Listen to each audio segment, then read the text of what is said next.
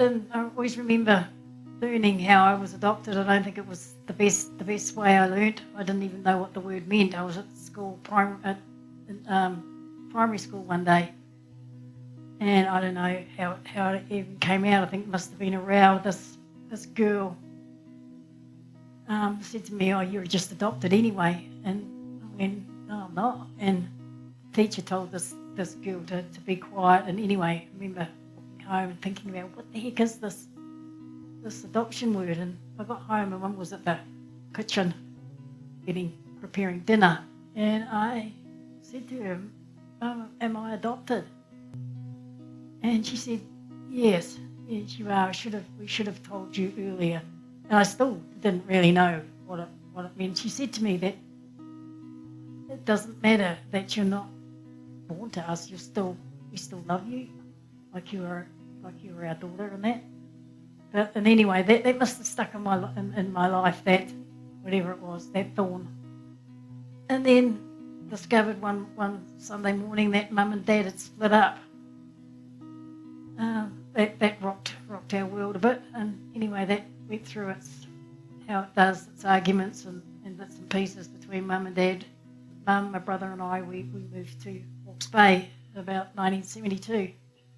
Mum, I think she just stayed home, where she got into alcohol and prescription drugs. Very gradually and subtly, I got into drinking alcohol way too much more than I should have, which just kind of added to the problems that were already there in my life. I just drank and like at 28, I had a son.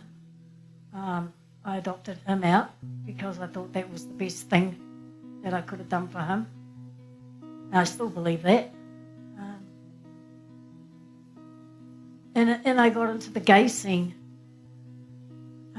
which was a bit of a disaster as well. But I thought it was, in that particular time in my life, I thought that was it. That was what I wanted. That was what I needed.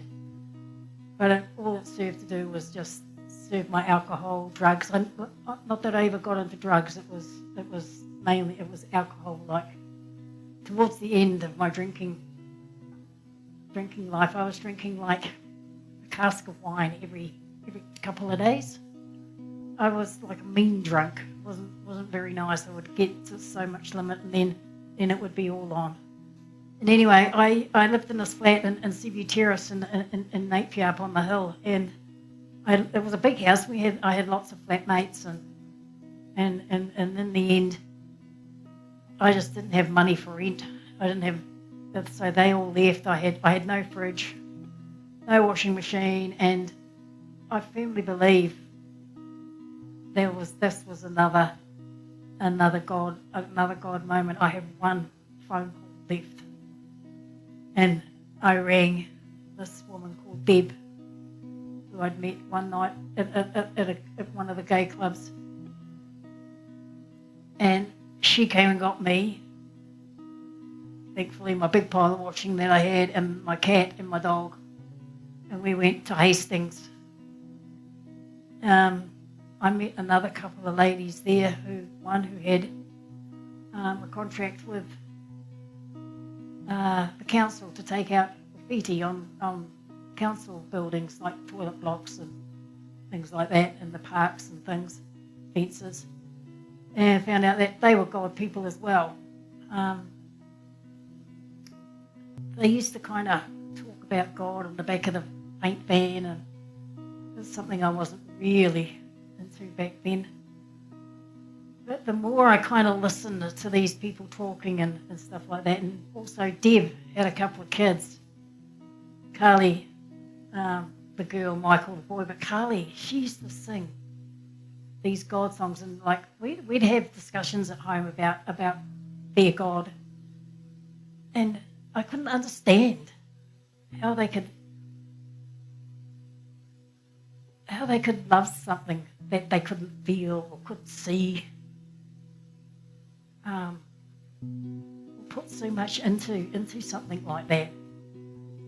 And anyway, still didn't stop me singing God songs with Carly, and I think that's also another God moment for me, but I wouldn't have recognised it then. And because I was still drinking and stuff like that then, and in the end, Deb got fed up with my drinking, and I'm so pleased that she didn't kick me to the curb like she probably should have or could have back in those days. She stuck with me. She always said that she saw something special in me. Praise God for Deb. And anyway, she nagged me about getting prayer, and I thought, oh, that's your thing, not my thing. But in the end, I relented, and we actually came to Hamilton to Jude. The lady's name was actually Jude Millsop, and we started talking and stuff like this, and Jude was saying that she thought there was something else there at the root of it, and and it actually came out that I was adopted. So they prayed. So they prayed for that, and I'll tell you, man, I was sitting on the floor, and I tell you, something happened that day. Something just flew. My eyes started to flutter, and something just flew out, went. After that, we had a bit of a chat, and we had a break, and I said, oh, can we go now? And Deb said, no, I really want you to talk. I really want you to have prayer about this drinking. And I thought, oh, no, I've had enough. And she said, please, come on, while we're here, let's do it. So I relented again. And we did. And I didn't really feel anything that time. It was more to do with the adoption thing that I felt anything. And then the next day we went back home to Hastings. And I continued to drink probably for the next 3 or 4 years. And this lady came to visit, this friend of Deb's who had split up from her husband, and she was having problems, and she bought a cask of wine. See, I was still drinking it up to all this time, and she started to get really mean, and I finally saw. And anyway, I went out to my room because I couldn't handle her, the way she was going on. And I looked in the mirror and I thought, far out, that's exactly me. And that was when it all happened. I went to bed that night. It was a Friday night. I went to bed that night. Just normally went to bed. Deb in the morning brought me out a cup of coffee. And I looked up at her and I said, I'm not going to drink anymore. And she kind of looked at me, which is understandable, with that look to say, you're right. And like 23 years ago, it was actually this month, 6th of May, 23 years ago, since I've had a drink of alcohol. So, and it had to be Father. It had to be, because there was no side effects. There was no hankering out for more wine. It was just gone. And I'm a believer, now, if you believe that He can do this stuff for you, you have to do your bit, but I'm a firm believer, if you do, He'll do the rest. And I'm sure that's what He did for me. Yeah, I haven't touched any wine since, and there's also another thing that God has done for me. He has taken away my smoking. I used to smoke like a chimney, and there was no side effects with that either. And it's just a real firm belief that there is no way that it could never have been Father. It had to be Father. There was just no other explanation. Father has set me free from being gay.